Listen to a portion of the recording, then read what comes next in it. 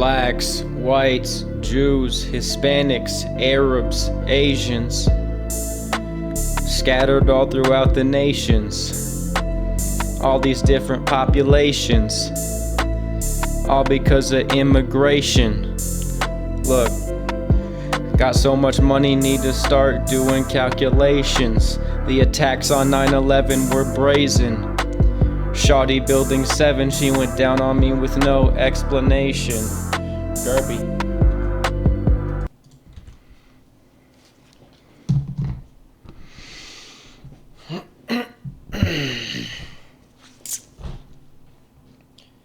Immigration and social cohesion.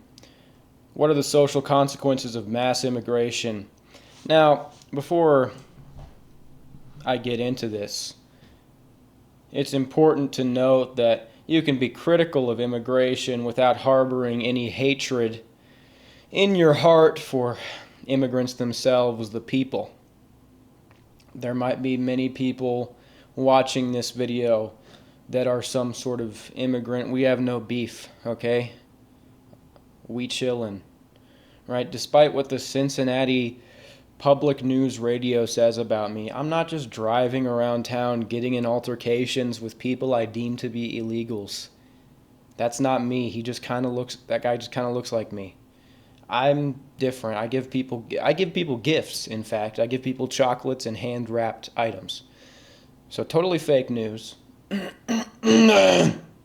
Also, whenever you bring up a topic like this, there's always some goober coming out of the woodwork going, dude, you're just a fucking loser. You're just blaming all of your inadequacies on the immigrants. Which, I mean, to be fair, I suppose there are people who do that. And obviously that's a little bit ridiculous. You should take responsibility for your own life. And you're the only one who can change it. But ultimately, these things are diversions, right? Ad hominem attacks, as people on the internet would say, to distract or divert from the conversation that should be had of the social consequences of mass immigration, which there are. They are there. And it's good to talk about them. I'm not politically savvy, but I am discovering this has quite a bit to do with things I talk about on this channel regarding disconnection, destruction of community, the loss of social capital. And by talking about these things, I can maybe help people feel less disconnected, and by diagnosing the problem, maybe new solutions can be found. I talked a while ago, one of these Halloweens, about how there are barely any kids outside trick-or-treating. It's just a general pattern of lower social capital. I'm sure when 4th of July rolls around, it's going to be nothing like even when I was a kid. I'm going to hear less pops around the neighborhood. And it's easy to blame the internet or walkability or these kind of things. And it's not to say that these don't factor in. But I've come to understand that this is primarily demographic. The destruction of community is primarily demographic. Firstly, in that there's population collapse. People are not forming families or having kids, and families are the prototype for all community. Families that are being formed or children that are being born, the family structure is quite brittle. Divorces or single-parent households, or it's just people having one kid and helicoptering the fuck out of them, completely hindering their development. Either way, socialization doesn't properly take place. So into this topic of immigration. In America, Robert Putnam, a Harvard sociologist famous for his book Bowling Alone, did a study and a commentary in the 2000s that created this whole conversation. It's called Putnam's hunkering down thesis. Basically, what he found is across America, the more new entries into the neighborhood, the more diverse the neighborhood, the less community participation there was. By every metric that you could associate with social capital, events attended, friendships had, etc. All these metrics that, when combined, you could say form a definition of social cohesion, all of them are lower. And there have been similar studies around the world. Now, there are also things rebutting this. What Putnam says is that there's a stipulation.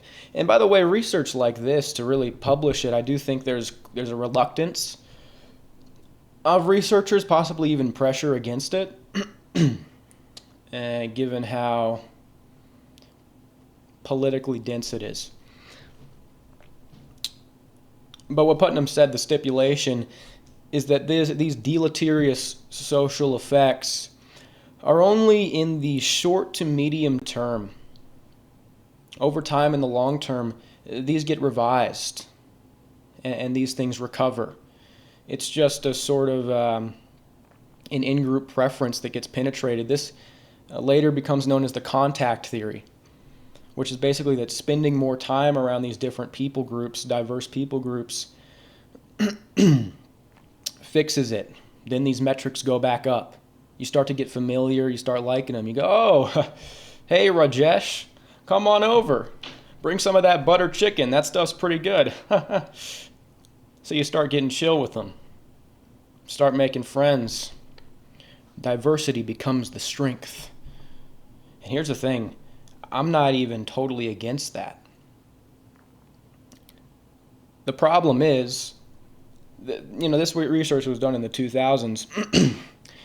Recently, immigration has been kicked up to a degree where it leaves no room for any of this contact to occur,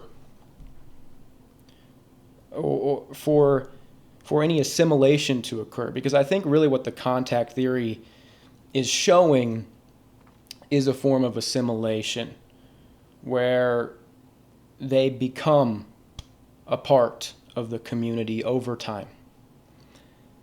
When there's mass immigration constantly, it leaves no room for these short to long-term negative effects to ever be resolved. They're prolonged indefinitely. This is what I'm seeing now.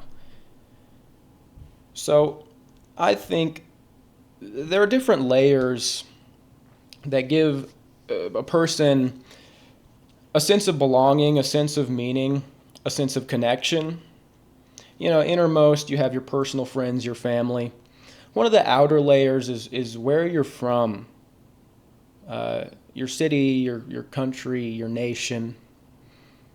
I think everybody has a right to these things. Having a nation, it's good to say you're proud of where you're from. It's quite a pivotal part of someone's identity. So this is where we get to what is a nation. There's the very, let's say, traditional idea, which is blood and soil, that a nation is not just, it in fact has a connection to a people, a heritage. It's genetic.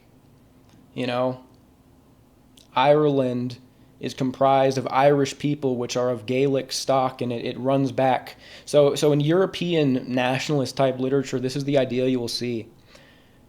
You can't, I don't believe that you can really apply this to America. You can in a way. You could say, well, it was founded by these types of people, but I don't, with newer nations, this is much harder. It's much harder to justify this blood and soil idea of a nation.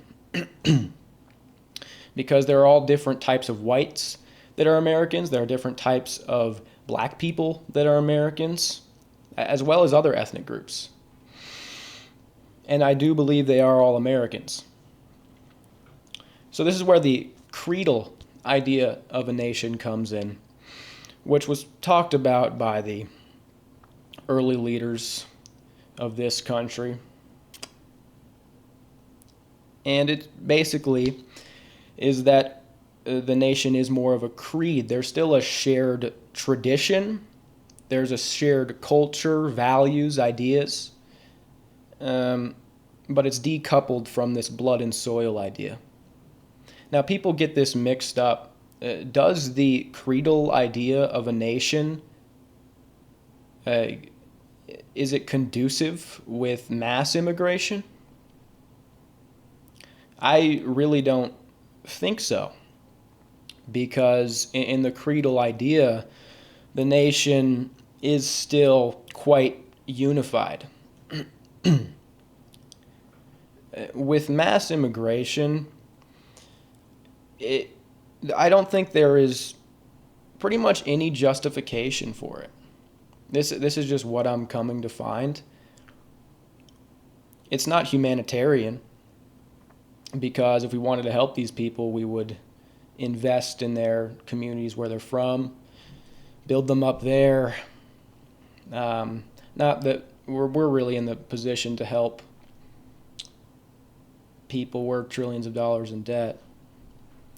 The only real justification, or the only semi, acceptable one, has to do with our own declining birth rates and population collapse. So the immigration economically is good for our GDP.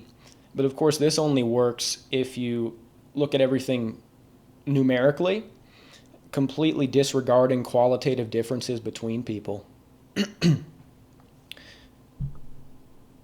So when it comes to mass immigration and community, I look at the destruction, with these layers that give people their belonging.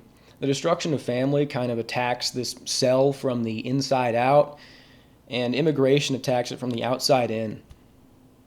Again, the position I hold is very reasonable. It's not completely anti-immigration. You can bring people in.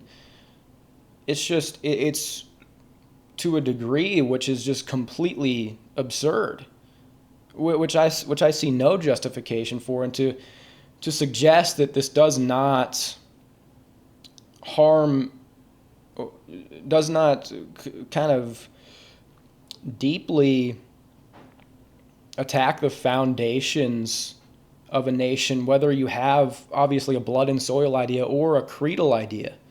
Any informed concept of what a nation is deeply under attack by mass immigration. There's no, you just have to think it's just borders. At that point, everybody around the world may as well be an undocumented American. They just haven't got the papers for it yet. That doesn't make sense. It has to be more than that to mean anything. And at this point, I do not feel that America, it barely is a country, a nation. It's quite chaotic. We can no longer say we are one people. And this does not have to have everything to do with race. It's just such a large degree of mass immigration. These people do bring different values, cultures, different modes of behavior, even, and loyalties at a certain point. These deleterious effects Putnam observed of hunkering down are prolonged continually, because there's no cessation. And furthermore, as more of these people come, they begin to form their own insular communities instead of integrating, kind of just dissecting everything.